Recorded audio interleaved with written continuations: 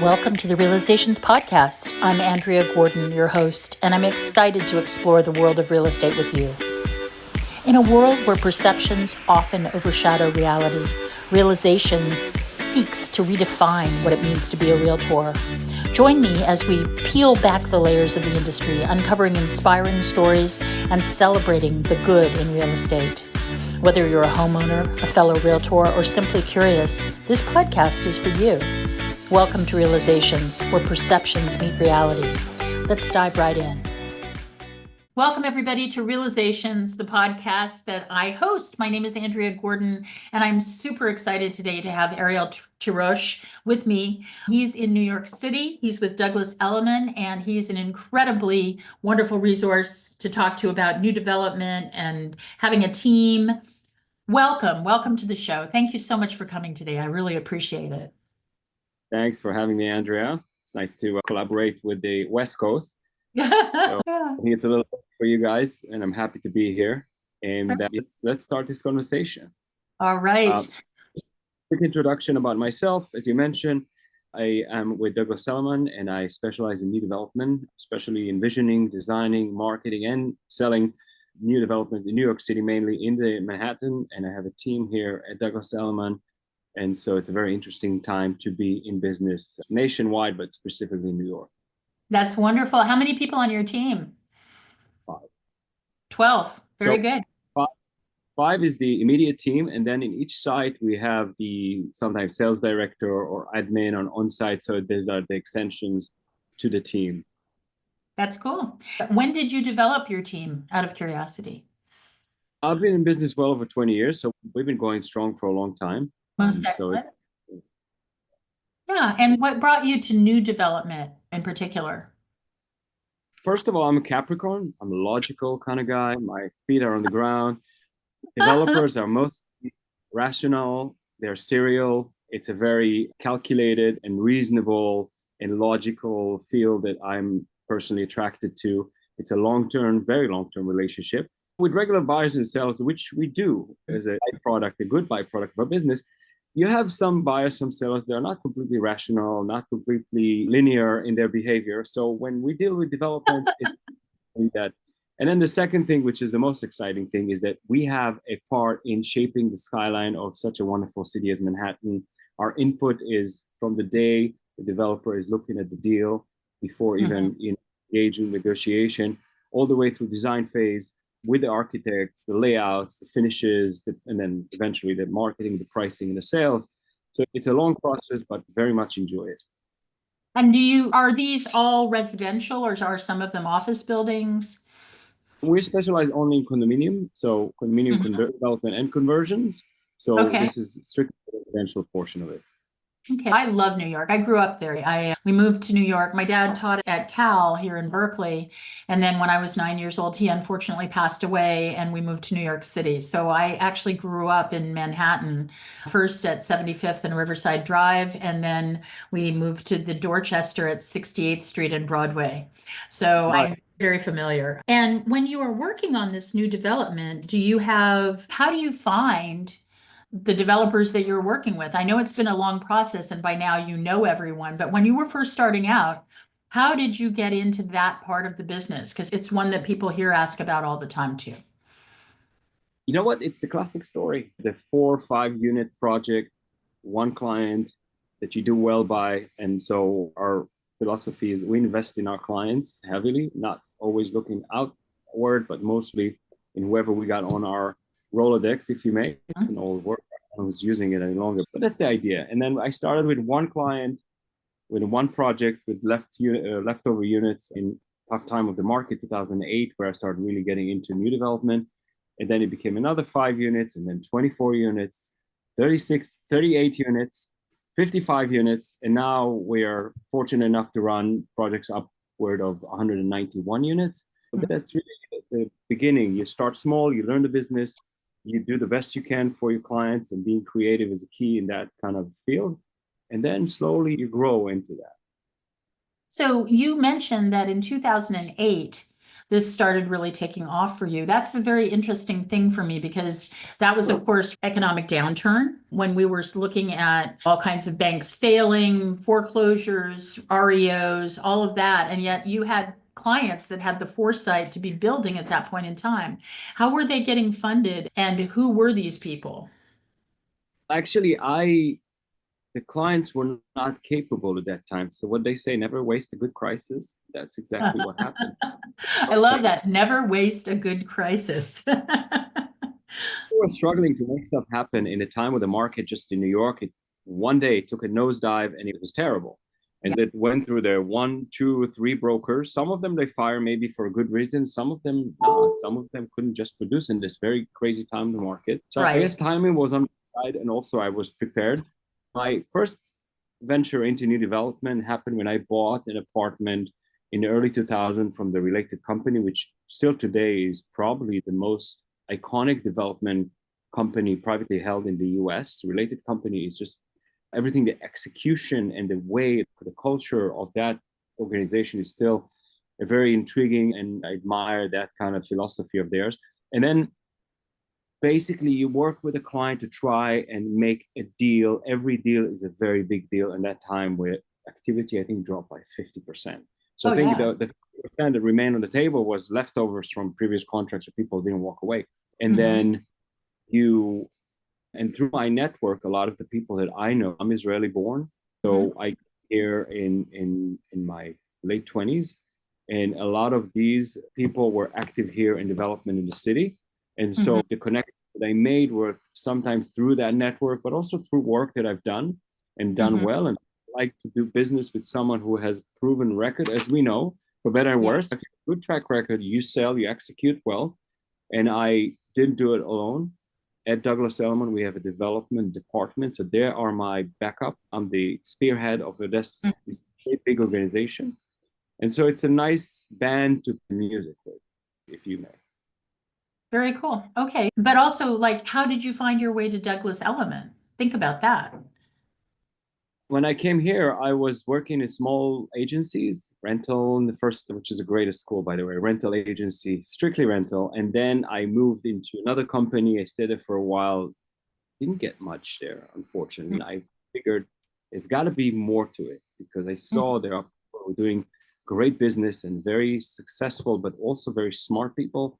So I took myself and moved into Douglas Elliman. So you're a small fish in a big pond. You learn, you have to go through basic training. And so that's what I did. And it eventually worked well. And I don't like moving around, not just because I'm attached too much to a company, but the relationship you develop are key, even in your professional life, in your personal life. And I think Douglas Elliman is one of those, not just the trend of the moment, but as a company has been around since 1911. So it's been around for a year or two.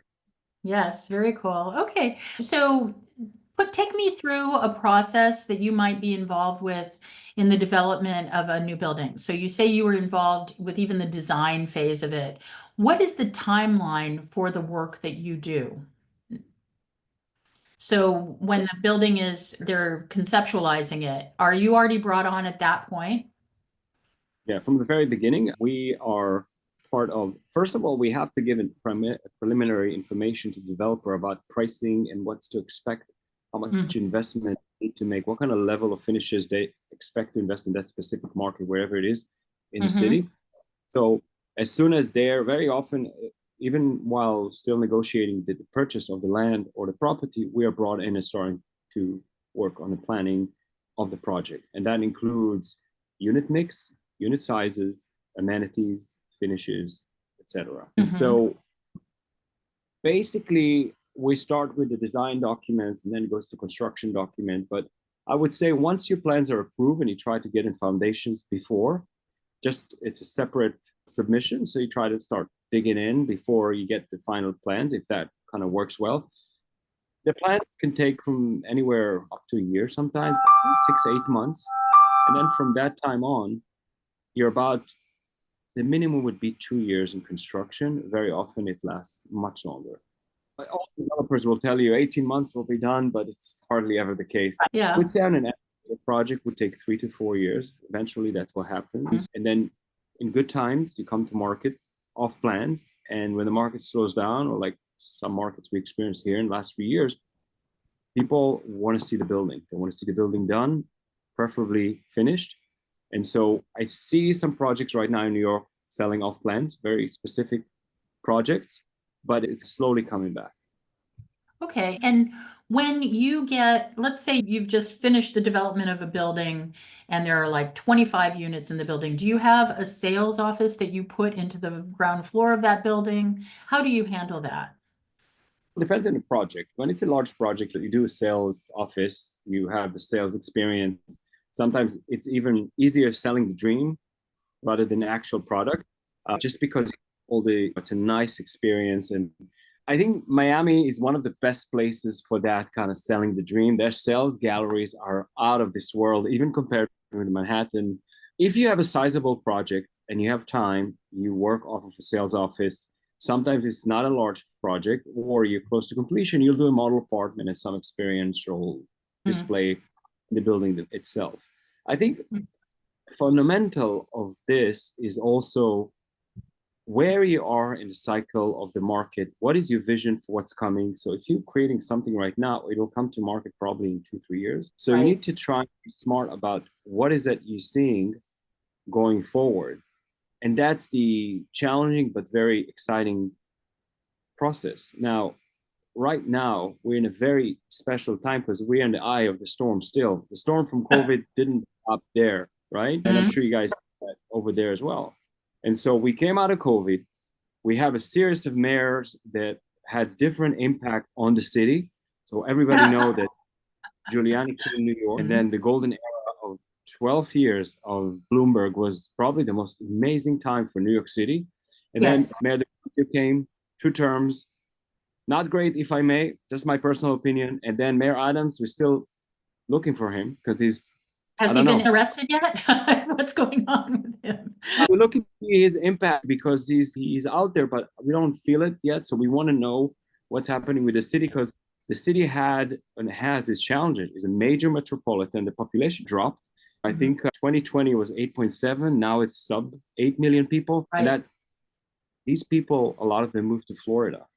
And that's, I think, about $1 trillion that we're missing here in New York City. Right. So the challenge of actually what's happening right now is very much something that may surprise your listeners. Prices have been flat in New York since 2016, which is mind-boggling to some people to hear about it, because they were very high though already in 2016. Nominally though, we are almost like in a minus. We're actually in lower prices because if you factor in inflation, etc., prices may have even slipped a little bit. And so, time of New York City, where we're looking at what's happening right now, we have all these things we mentioned. But the first question that I just wanted to present is, New York City at a tipping point? Where are we going from here? Is it something that we are going to see the city declining, or are we facing a new surge in a direction? Where are we going with everything that's happening right now? And so I gave an example of people who are departing from the city and went to Florida. I think many of them will come back. You cannot compete with everything this amazing city has to offer. But it is a point where we're looking at what's happening in New York City. So a few things. We mentioned some of the COVID aftermath. And so the office market has been struggling, but it's very difficult to convert office building to residential building. That's why this anticipation of wave didn't come. Very few office building, and we looked at a lot of deals. We looked at a lot of those deals. You cannot convert them. Too deep, not enough air and light, a lot of things. Even though the prices were so incredible at some opportunities that we looked at. The other thing is the rental market is at all-time high. And because the incentives or the tax abatements we're taking in 2019, along with new regulations on rent stabilized, it became a very unattractive investment for a lot of developers or investors that were coming in the market. So we have low housing stock in this regard, and the pipeline for new development condominium, which the last few years was around 1,000, it's not a lot, is being absorbed right now, and the pipeline going forward is actually shrinking. It's something's got to give. And then You lived in Manhattan, probably you lived in a co-op apartment, I would guess, growing Yeah. up, or rent. Co-ops in the city are still 2 to 1. So you have many more co-ops. So if the value plays in co-op, but people want new. They don't want to rent it. They don't want to do it. And so the middle market up to 4 million is not doing great, really. But the luxury market, you see a lot of big sales happening on a weekly basis. On March, we had 2 sales of $50 and $60 million and $40 million. It's amazing, but the average is about $900 and $800 days on the market. So it's a tale of two cities. And one more thing I want to put in there, because I want to, maybe too much on a short time, but what's intriguing is that people park their money in very ultra luxury. And it's a philosophy that is, I'm still trying to figure out the Ken Griffin of the world, because when this guy or this hedge funder comes and buy an apartment, he bought the most expensive apartment in USA in $220 million for 220 Central Park South, and many other assets, and other people like him, they see it as a safe haven, while the people between the $1 and $4 million are struggling to even make the decision right now, especially rates and everything that's happening with the markets right now. So it's a very interesting dynamic, which I can only define by saying pockets of activities, location, price wise. It's not, there's no clear picture of how the market, where the market is standing right now. One of the things I noticed just in our residential real estate, which is a little very different than yours, is that the ultra lux market is always pretty fine. Those people have money. They're going to have money tomorrow. They're not going to be affected particularly. So that market always stays pretty even, whereas the middle market, which in our area is from $1 million to $2 million, will fluctuate pretty wildly because of interest rates and what have you. And then below $1 million, which I don't think you even have, or you have some, but not much, is always very busy, because that's the first home that people buy. So it's that middle market that's always the toughest one, in my impression. And you don't even touch the upper end here, particularly if you're not right in San Francisco or in Piedmont or on the peninsula someplace. We don't even have. What would be their luxury in your market? How much would that be? Just a really expensive house in our area would be like $10 million. Not too bad. If you're in Hillsborough or Woodside or some other little, or goodness, Ross or Tiburon, there are $40 million properties that do sell. I don't know who those people are. I want to get on their yacht with them, but I don't know who they are. So I just have to do my sales one at a time. I sell about a house a week. So in terms of how often you make these sorts of connections with people, how many units would you sell in a year yourself? Quick back of the envelope, depends in the year, but I would say last year we sold about, right now we have about 6 projects out there in the cities. So I would, just doing like quick math, maybe 60, 70 units last year, unless I'm forgetting. No, a little more, but it would be the kind of volume. And this, we're still looking to see where this year is going to. This year is odd, because it started out gangbusters, and then when all the economic insanity started going on with tariffs and what have you, a lot of buyers have pulled back from the market in our area. Very worried about, if you have money and you already live in a really beautiful house and the economy goes sour, or your stock market portfolio goes down, you're going to run to bonds probably, but that hasn't happened. And then real estate is always a good hedge against what's going on in the stock market, because it's something tangible that you can hold on to. But we haven't seen any of that really happening in the very, very recent past. So we started out gangbusters, and then it's been slowing down pretty precipitously. Last year, 71% of realtors in the United States, by the way, did not make a single deal. I don't know how they're living. I don't know how that works. People like you and I are very lucky. And we're lucky because we work really hard too. But it's tough out there. It's not easy. It never is easy. People think it's easy, but it's not. And it particularly it has been a little bit of a shock, I think, for some young people that got into the market as realtors in 2020 and 2021, when you could basically sell a paper bag as a house. Oh, so the TV shows where what you see there is that's a dream. So a lot of people think it's real. But Yeah. to your point also, the the rate is high, but historically not crazy, just higher than what it was. And I think Right. the major issue was that it wasn't, here's the new reality, get used to it and move on. It was, this year we're going to drop rate, next year we're going to drop rate. Are we dropping rates? So nobody had anywhere to settle on to say, okay, this is it, let's move on. If you say this is what's going to be from now on, at least the uncertain part of it is moved, and uncertainty is the biggest enemy of any transaction. And I so agree. settle that, people listen, people have to move, people have kids, people get downsize, upgrade, all movement Right. possible. It seems like a little, still, we don't know. Even today, the market is soaring. Yesterday, the day before, it was like tanking. So it's just The, China. the, No, the volatility is so scary for so many people. I haven't even, by the way, since all this started, I haven't even looked at my portfolio because I don't want to know. I just decided I would just not do anything, and so I haven't. But it's a frightening time for a lot of people, and a lot of people, I see them cheaping out on things that they should spend money on because they're frightened. Fear is, I think, the enemy of real estate, to be honest with you, more than anything else. I appreciate your empathy. I know we spoke a little bit before we started the call and before we started recording. And I do have empathy for a lot of people that are not so fortunate now, and it is a scary time. And I wish for Mhm. some so we can all move forward with our life. It's spring. It's been a couple of crazy years, and we want to have just a year with no news. Just let us sail. But that's I wish. think that might take another 3 years before before that happens. But yeah. So when you've been in this business for 20 years, what about for Ariel? What's your next step in life? What are you doing? Are things changing for you? Do you see new ventures on your horizon?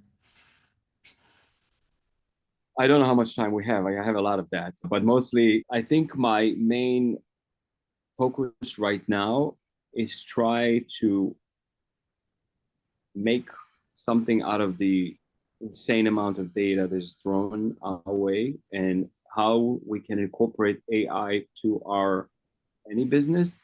And everybody's been saying it, it's close to a cliche because it's not as simple as punching it to ChatGPT or Grok or what have you. It's very complex when you want to try and employ it to, let's say, us. I don't have 20 people tech team to build me something that is for us, but I see an opportunity. I don't know how.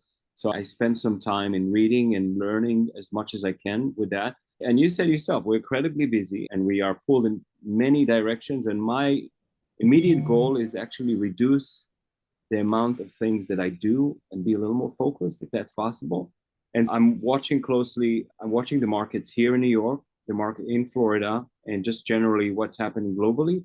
And my intention is to try and introduce the future if I can, if I have an opportunity, because I think in the future, what we're going to see in a city like New York, one of two things, at least two things. Well, the luxury market is going to be here, the ultra luxury always going to be here, especially in a city like New York. When people buying a home for $100 million, it's not because they need it. It's novelty. It's a statement. I think we know it, and it's a fascinating phenomena for itself.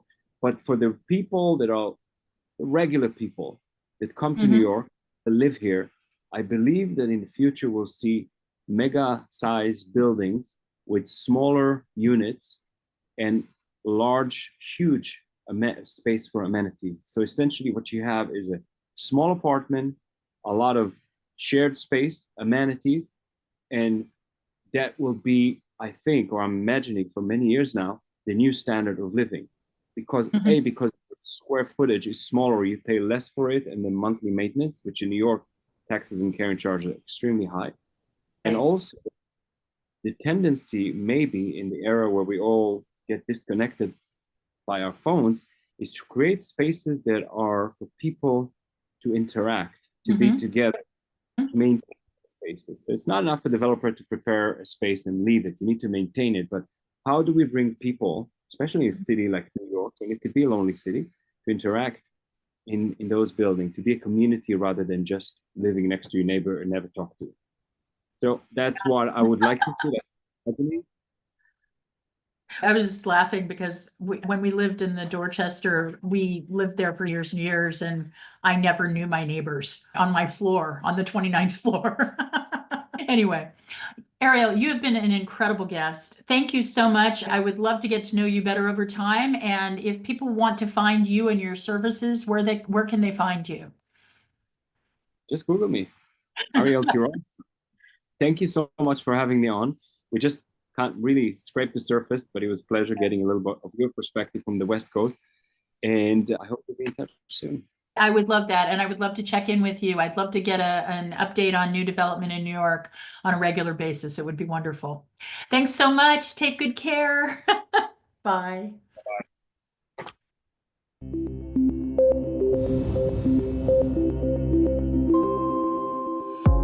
Thank you for joining me on this episode of the Realizations Podcast. I hope our conversation has shed light on the true essence of real estate and the people behind it. As we wrap up, I want to extend my gratitude to our listeners for their support and engagement. Your feedback drives the heart of this podcast, and I look forward to continuing this journey with you. If you enjoyed today's episode, please consider subscribing to the Realizations Podcast and leaving a review. Your support helps us reach more listeners and spread our message of positivity in the real estate industry. Until next time, remember to keep an open mind, embrace empathy, and always seek the good in every situation. I'm Andrea Gordon, signing off from Realizations. See you next time.